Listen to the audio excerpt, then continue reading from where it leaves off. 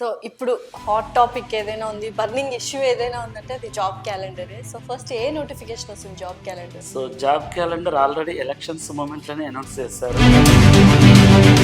Forest notification గత 3 ఏళ్ల నుంచి వస్తుంది అని అలా ఎదురు చూస్తూ ఉన్నారు. అసలు ఈసారైనా ఫారెస్ట్ నోటిఫికేషన్ వస్తుందా? ఫారెస్ట్ నోటిఫికేషన్ చివరిసారిగా 2018లో వచ్చిందండి. ప్రిపరేషన్ అనేది ఎన్ని రోజులు చేస్తే బెటర్?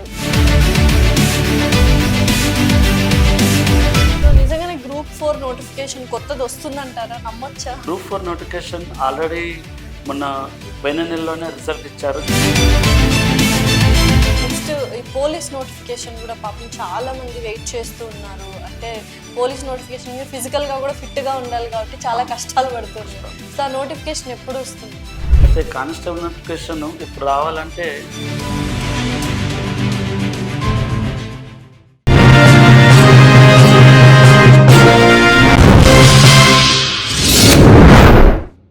హాయ్, హలో, నమస్తే, welcome to our channel. So ప్రస్తుతం స్టూడియోలో మనతో పాటు ఉన్నారు జియోగ్రఫీ లెక్చరర్ పాదం సుధాకర్ గారు. నమస్కారం సుధాకర్. నమస్కారం. ఎలా ఉన్నారండి? బాగున్నామండి. మీరు? నేను కూడా చాలా బాగున్నాను. సో ఇప్పుడు హాట్ టాపిక్ ఏదైనా ఉంది, బర్నింగ్ ఇష్యూ ఏదైనా ఉందంటే అది జాబ్ క్యాలెండరే. సో ఫస్ట్ ఏ నోటిఫికేషన్ వస్తుంది జాబ్ క్యాలెండర్?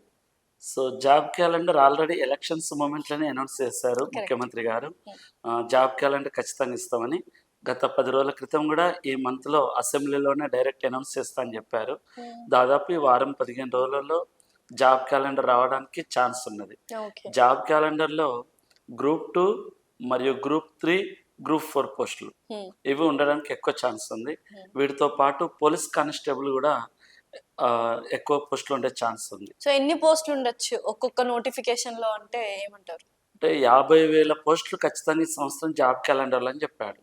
సో ఇందులో గ్రూప్ 2 చూసినట్లయితే 1000 నుంచి 1500 వరకు అప్రాక్సిమేట్లు ఉన్న కానిస్టేబుల్ మాత్రం 15,000 నుంచి 18,000 మధ్య కానిస్టేబుల్ పోస్టులు ఉంటాయని ఆల్రెడీ అనౌన్స్ అయితే చేశారు. సో మొత్తానికి ఈ ఇయర్ నిరుద్యోగుల సంఖ్య తగ్గొచ్చు అనుకుంటున్నారా?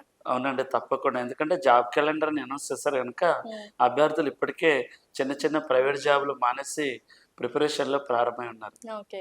సో ఫారెస్ట్ నోటిఫికేషన్ గత 3 ఏళ్ల నుంచి వస్తుంది అని అలా ఎదురు చూస్తూ ఉన్నారు. అసలు ఈసారైనా ఫారెస్ట్ నోటిఫికేషన్ వస్తుందా?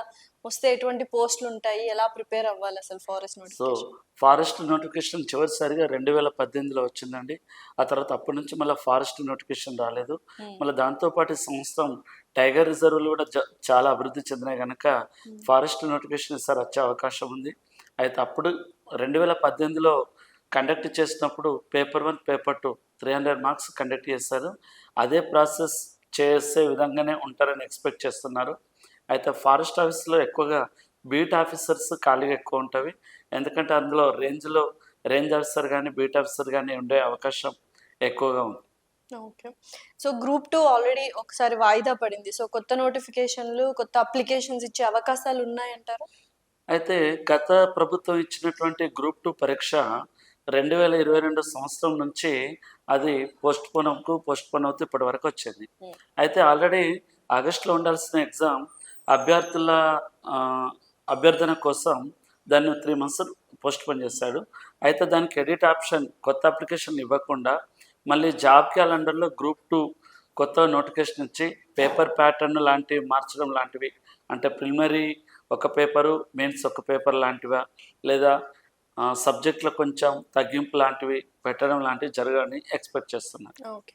నెక్స్ట్ ఈ పోలీస్ నోటిఫికేషన్ కూడా పాపం చాలా మంది వెయిట్ చేస్తూ ఉన్నారు. అంటే పోలీస్ నోటిఫికేషన్ ఫిజికల్గా కూడా ఫిట్గా ఉండాలి కాబట్టి చాలా కష్టాలు పడుతున్నారు. సో ఆ నోటిఫికేషన్ ఎప్పుడు వస్తుంది? అయితే కానిస్టేబుల్ నోటిఫికేషన్ ఇప్పుడు రావాలంటే ఆల్రెడీ గత ఇచ్చినటువంటి నోటిఫికేషన్ రిక్రూట్ అయ్యారు. వాళ్ళు ఇప్పుడు ట్రైనింగ్లో ఉన్నారు. వాళ్ళ ట్రైనింగ్ పూర్తవడానికి మినిమం దాదాపు డిసెంబర్ సమయం పడుతుంది. అక్టోబర్ లేదా డిసెంబర్ సమయం పడుతుంది. ఆ అభ్యర్థులు బయటకు వచ్చిన తర్వాత కానిస్టేబుల్ నోటిఫికేషన్ ఇచ్చే అవకాశం ఉంది. ఎందుకంటే వాళ్ళు ఇప్పుడు మీరు అన్నట్టుగా వాళ్ళ ఫిజికల్ ఈవెంట్స్ పెట్టాలన్నా ఇప్పుడు వాళ్ళకి కండక్ట్ చేయాలన్నా ఆఫీసర్స్ కావాలి. సో వాళ్ళకి చేయాల్సినటువంటి ఆఫీసర్లు అందరు ఇప్పుడు అభ్యర్థులకు ట్రైనింగ్ సెంటర్లో ఉన్నారు. సో ఆ గత సంవత్సరం రాసినటువంటి అభ్యర్థులు ఆ ట్రైనింగ్ పూర్తయిన తర్వాతనే కొత్త నోటిఫికేషన్ ఉండే అవకాశం ఉంది. ఓకే. సో నిజంగానే గ్రూప్ 4 నోటిఫికేషన్ కొత్తది వస్తుందంటారా? నమ్మొచ్చా? వస్తే ఎప్పుడు వస్తుంది? గ్రూప్ 4 నోటిఫికేషన్ ఆల్రెడీ మొన్న పోయిన నెలలోనే రిజల్ట్ ఇచ్చారు, గత ప్రభుత్వం ఇచ్చింది. సో అది రిక్రూట్ కూడా అయ్యారు. రిక్రూట్ అయ్యారు కనుక కొత్త నోటిఫికేషన్ వచ్చే అవకాశం ఉంది. ఎందుకంటే కొత్త జిల్లాలు అయ్యాయి కనుక, కొత్త జిల్లాలు అయ్యాయి. అలాగే ఉద్యోగులు కూడా చాలామంది పదవి విరమణ పొందారు. అలాగే 4వ తరగతి ఉద్యోగులు కూడా చాలా తక్కువ ఉన్నారు. అలాగే గ్రామ పంచాయతీలు మళ్ళా రెవెన్యూ సిస్టమ్ లాంటి మళ్ళీ పెట్టాలనే యోచనలో ప్రభుత్వం ఉన్నది. సో కనుక ఖచ్చితంగా గ్రూప్ 4 నోటిఫికేషన్ వస్తుంది. సో ప్రస్తుతం ఉన్న నోటిఫికేషన్ల దృష్ట్యా చూస్తే ఎటువంటి కాంపిటీషన్ మనం ఎక్స్పెక్ట్ చేయొచ్చు? పోటీతత్వం ఎలా ఉంది సార్? పోటీతత్వం కరోనా తర్వాత చూసినట్లయితే ప్రైవేట్ జాబ్లు చాలా సాఫ్ట్వేర్ జాబులు పడిపోవడం, ప్రైవేట్ జాబ్లో శ్రమ ఎక్కువ చేయడం, అలాగే ఎకనామికల్గా సాలరీ సరిగ్గా ఇవ్వకపోవడం, హైఫై సాలరీ లేకపోవడం, సో ఇలాంటివి అన్సెక్యూరిటీ ప్రాబ్లమ్స్ ఎక్కువ ఉన్నవి. అందుకనే కరోనా తర్వాత ప్రభుత్వ జాబులకు ఎక్కువగా పోటీ అనేది పెరిగింది. మనం ఒక ఉత్తరప్రదేశ్, మధ్యప్రదేశ్ రాష్ట్రాల్లో చూస్తే ఒక పిహెచ్డి చేస్తున్నటువంటి వ్యక్తి ఒక గ్రూప్ 4 జాబ్కి అప్లికేషన్ చేస్తుందంటే పోటీ ఏ లెవెల్లో ఉన్నదో అర్థం చేసుకోవచ్చు. ఓకే. సో మెటీరియల్ లేదా పబ్లికేషన్స్ ఇటువంటి పుస్తకాలు మనము తీసుకొని చదువుకుంటే బెటర్ అంటారు? అయితే సమయం ఎక్కువ ఉన్నప్పుడు తెలుగు అకాడమీ పుస్తకాలు చదువుకోవాలి. ఎందుకంటే ఒక సంవత్సరము లేదా 6 నుంచి 8 నెలల సమయం ఉన్నప్పుడు తెలుగు అకాడమీ పుస్తకాలు చదవడం ఉత్తమం. ఎందుకంటే అది ఎక్కువ విస్తారంగా ఉండడం జరుగుతుంది. సమయం తక్కువగా ఉన్నప్పుడు పబ్లికేషన్ పుస్తకాల లేదా రన్నింగ్ నోట్స్ రాసినవి అలాంటివి ప్రిపేర్ కావాలి. అంతేగాని ఓన్ నోట్స్ రాయడం లాంటిది షార్ట్ టర్మ్ ఉన్నప్పుడు మాత్రం అది చేస్తే మిగతా సబ్జెక్టులకు కనీసం చదవలేనటువంటి పరిస్థితి ఏర్పడుతుంది. సో ఇప్పుడు రాష్ట్ర ప్రభుత్వాల ఉద్యోగాలు అండ్ కేంద్ర ప్రభుత్వాల ఉద్యోగాలు కూడా ఉన్నాయి. సో వేటికి ప్రిపేర్ అయితే బెటర్ అంటారు? ఏది ఎక్కువగా యాప్ చేసుకొని మనం అడాప్ట్ చేసుకుంటే బెటర్? రాష్ట్ర ప్రభుత్వ ఉద్యోగాలు చూసినట్లయితే ఎగ్జాంపుల్గా 2016 సంవత్సరంలో గ్రూప్ 2 నోటిఫికేషన్ వచ్చింది. దానిని రిక్రూట్మెంట్ 2019లో చేశారు. అలాగే మళ్ళీ 2022 సంవత్సరంలో నోటిఫికేషన్ వచ్చింది.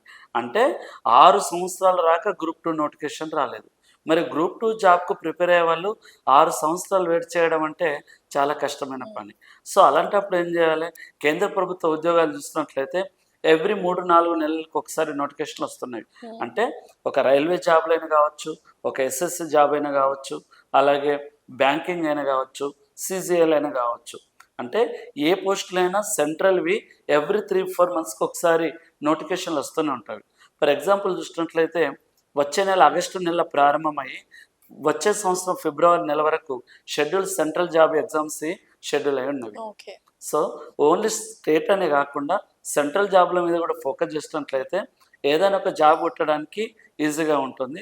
అప్పుడు నీకు కాన్ఫిడెన్స్ పెరిగిన తర్వాత నీకు ఏ జాబ్ కావాలంటే ఆ జాబ్కు ప్రిపేర్ అవ్వడానికి ఈజీగా ఉంటుంది అని చెప్పొచ్చు. సో ఆన్లైన్ కోర్సెస్ కూడా ఈ మధ్య వచ్చేసాయి. ఆన్లైన్ కోచింగ్ సెంటర్స్ ఉన్నాయి. ఏది బెటర్? ఆన్లైన్ కోచింగ్ సెంటర్ లేకపోతే ఫిజికల్గా మనం క్లాస్ రూమ్కి వెళ్ళి అటెండ్ అయ్యి కోచింగ్ తీసుకుంటే బెటర్? ఏది కాన్సన్ట్రేషన్ ఎక్కువగా ఉంటుంది? అయితే ఆఫ్లైన్ కోచింగ్కి కాన్సన్ట్రేషన్ ఎక్కువ ఉంటుంది చెప్పుకోవచ్చు. అయితే విద్యార్థులు అయితే ఆఫ్లైన్ కోచింగ్ సెంటర్కి వెళ్ళి కోచింగ్ తీసుకోవడం ఉత్తమం. అయితే చాలామంది చిరుద్యోగులు కానీ, గృహిణులు కానీ, చిన్న పిల్లలు ఉన్నటువంటి వాళ్ళు, కోచింగ్కి వెళ్ళలేనటువంటి పరిస్థితి ఉన్నటువంటి వాళ్ళు ఆన్లైన్ కోచింగ్ తీసుకోవడం ఉత్తమం. ఆన్లైన్ కోచింగ్ తీసుకోవడం వల్ల దాన్ని క్లాసులు రికార్డింగ్ చేస్తుంటే కనుక ఎప్పుడు రీప్లే చేసుకుంటూ వింటారు. కానీ కొన్ని అప్డేట్ క్వశ్చన్స్కి మాత్రం ఆఫ్లైన్కి వెళ్ళడమే ఉత్తమంగా చెప్పుకోవచ్చు.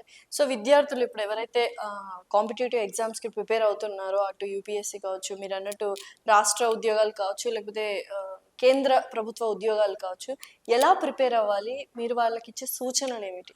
మీరు చూసినట్లయితే ఎగ్జామ్స్కి ఏ కాంపిటేటివ్ ఎగ్జామ్స్కైనా పోటీ ఎక్కువ ఉంది. ప్రతి గ్రాడ్యుయేటివ్ కంప్లీట్ చేసినటువంటి వ్యక్తి కోచింగ్కు ప్రిపేర్ అవుతున్నారు. ఎందుకంటే ప్రతి ఒక్కరికి అవేర్నెస్ వచ్చింది. సోషల్ మీడియా లాంటివి ఛానల్ వచ్చిన తర్వాత చాలామందికి గ్రామీణ ప్రాంత విద్యార్థులకు కూడా మొబైల్ ఉండడం వల్ల ప్రతి ఒక్కరు ఆన్లైన్ చూస్తున్నారు. సోషల్ మీడియాలో ప్రతి నోటిఫికేషన్ అప్డేట్ చూస్తున్నారు. సో పోటీ ఎక్కువ ఉంది కనుక నోటిఫికేషన్ రావడంతో ప్రిపేర్ అవుతామనే ఆలోచనని పక్కన పెట్టి ముందు నుంచే ప్రిపేర్ అవుతూ ఉండాలి. అయితే స్టేట్కా సెంట్రల్కా అన్నట్టు కాకుండా ప్రతి జాబ్కి అప్లికేషన్ చేస్తూ ప్రిపేర్ అవుతూ ఉండాలి. ఎందుకంటే ఈరోజు గ్రామీణ ప్రాంతాలు చూస్తున్నాం. ఒకప్పుడు రాష్ట్ర ఉద్యోగాలకు మాత్రమే, అంటే పోలీస్ ఉద్యోగాలు లేకపోతే గ్రూప్ 4, గ్రూప్ 3కి మాత్రమే ప్రిపేర్ అయ్యేవాళ్ళు. కానీ ఈరోజు మనం ప్రతి మారుమూల గ్రామాల్లో చూసినా కూడా ఆర్మీకి వెళ్తా అంటారు, సెంట్రల్కి వెళ్తా అంటారు, ఎయిర్ ఫోర్స్కి వెళ్తా అంటున్నారు.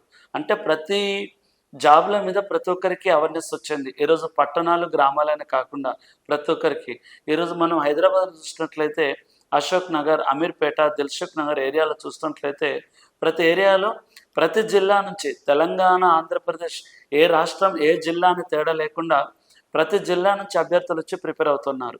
ఈరోజు కోచింగ్కైనా కావచ్చు, అలాగే స్టడీ హాల్ అశోక్ నగర్లో కానీ, ఎస్ఆర్ నగర్లో కానీ ఇక్కడ స్టడీ హాల్ చూసినట్లయితే ప్రతి స్టడీ హాల్లో దాదాపు 200 నుంచి 300 మంది అభ్యర్థులు ఉన్నారు. మరి పోటీ కూడా చాలా ఎక్కువ ఉన్నది కనుక 1 గంట సమయం చదవకుండా ఉన్నట్లయితే వెనుకబడిపోతారు అని చెప్తున్నా. ఓకే. సో పోటీ ఎక్కువగా ఉంది కనుక ప్రతి సమయము సెకండ్ వృధా పోకుండా ప్రిపేర్ అవ్వాలి అని కోరుతున్నాను. Okay. Thank you so much Sudhakar గారు. థ్యాంక్స్.